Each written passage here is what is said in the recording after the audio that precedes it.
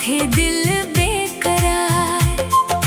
तोर मुस्कान में बसंत झरे, तोर बोली में माया बरसे रे।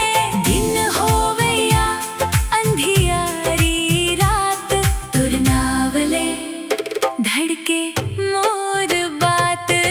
काली बिंदी तोर माथे में चमके रे, मोर दिल के धड़कन ला बढ़ाए रे।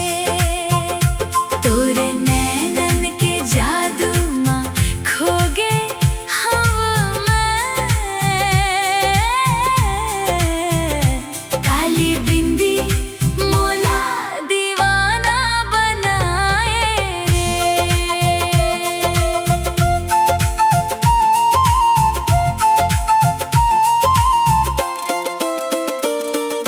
महुआ के खुशबू कस महके तोर अंगना, तोर संग बिताना चाहब जिंदगी के सपना। चंदा घलो फीका लागे तोर रूप आगे, तोर माया मोर संसार जागे। हाथ में हाथ धर के चलबो संग संग, गूंज ही माया के मीठे मीठे रंग। जन्म जन्म तक रहिबो संगवारी, तैंच मोर रानी मैं तोर बिहारी।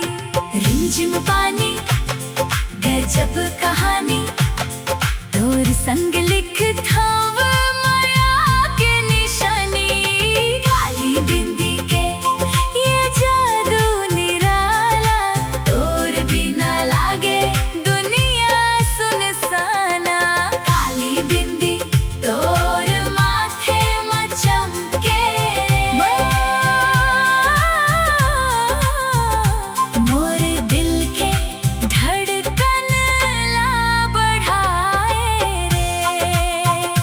तोर नैनन के जादू में खो गे हम मैं।